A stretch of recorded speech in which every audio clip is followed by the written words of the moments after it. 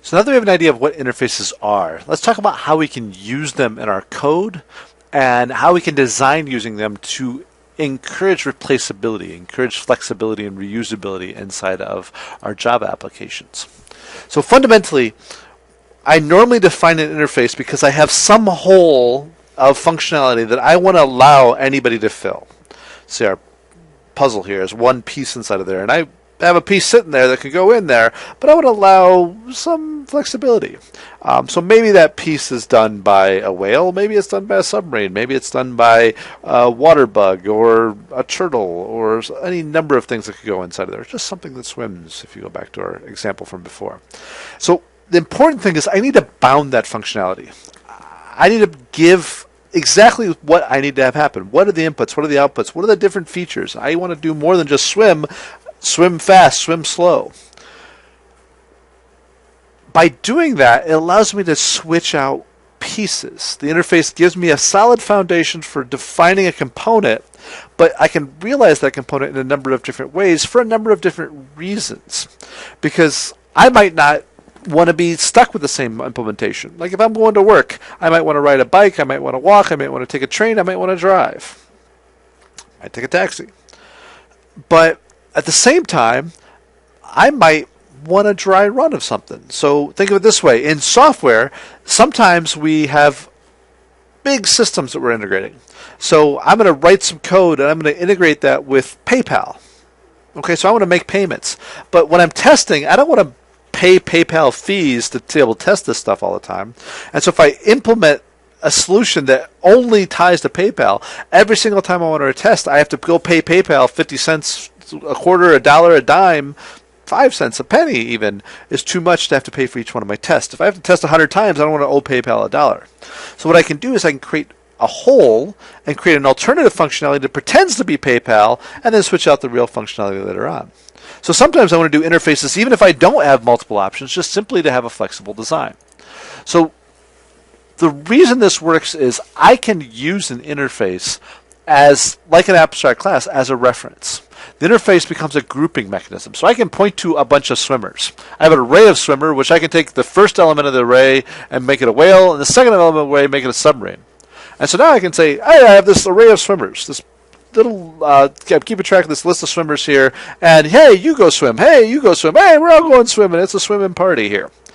So since I can use a interface as a data type, it allows me to group together unrelated things that have one thing in common: the functionality I defined, the interface that I defined, in this case, swimming. So as an interface user, I don't care what lives behind that. Whether I have the whale, the submarine, the person, the bird, if I want something to swim, I go tell it to swim. And that's the whole idea. If I want to make a payment to PayPal for a test, it does it in one way. If I want to do it for real, it does it another way. But the point being is my system says it made a payment at that point. I send some data, I get some data back, and then I can complete my test or I can complete my transaction. However, I'm trying to have that happen in my system. So I want to separate out the implementation details from the need. Now, sometimes I do need to care and know about what object is actually out there. And there's already a mechanism in Java built in for this. There's this instance of operator, which says when I have an object that I don't know what the type of it is necessarily, I may know a little bit, but not enough, I can go ask, by the way, are you one of these guys? So in this case, I have some method that has some object O that's being passed in. Object O being any object in Java. Every object in Java is an object. Capital O object here. And so I can say, if O is an instance of swimmer, hey, by the way, do you swim? Excellent. Jump in the pool and go swish through water. If you're not, you go do something else. I'm not worried about you.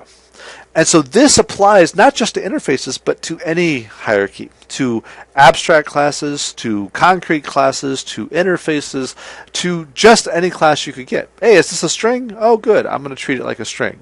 That's what the instance of method's for, but it's particularly helpful, it's particularly useful when dealing with interfaces and abstract classes, because then I can see where do you live, or if you live in that hierarchy at all. So one of the big places that we'll see interfaces used, and you'll see this when you get to the advanced Java classes, is this part of Java called JDBC, the Java Database Connectivity Interfaces.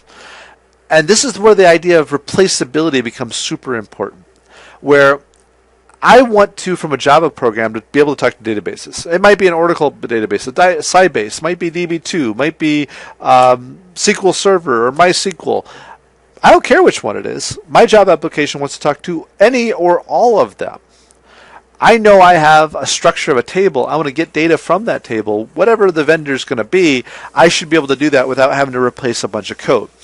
And so Java built-in interfaces where it has no implementation at all. It's up to Oracle or IBM or whomever the database vendor is, Microsoft, to provide the way my Java applications talks to their database. It's called drivers inside of there. And I code to these interfaces. I take this driver jar file, plug it into my application, and poof, everything magically works.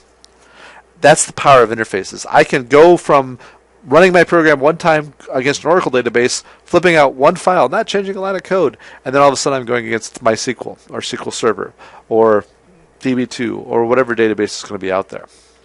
And so that means I have to be able to have more powerful design within my interfaces.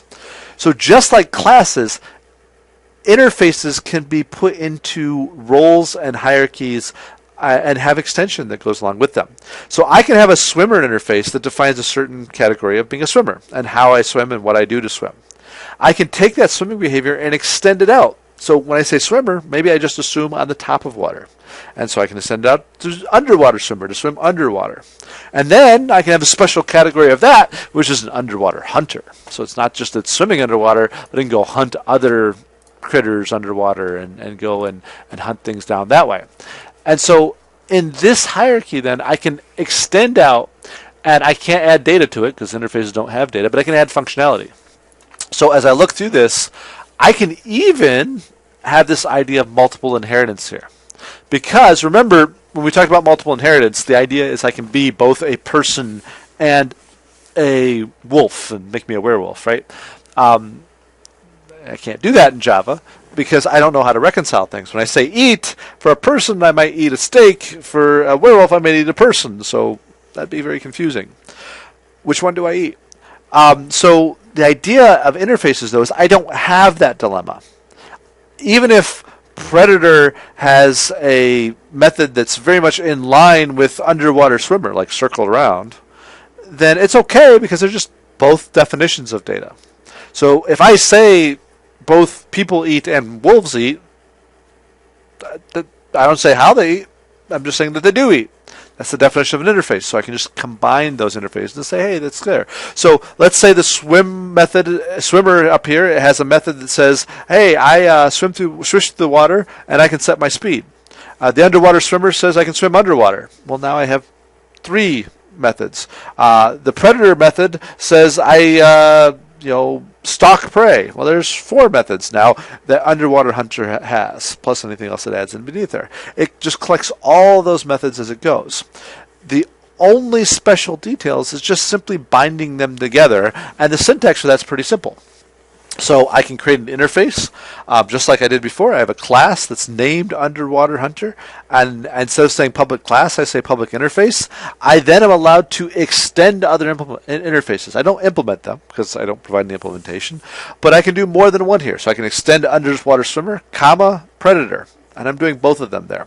And I can add whatever methods I want to here. So a Predator jumps on prey, an Underwater Swimmer swishes underwater, but an underwater predator circles their prey, like sharks do. Oh, I'm going to circle underneath you, and I'm going to go bite you and jump on you.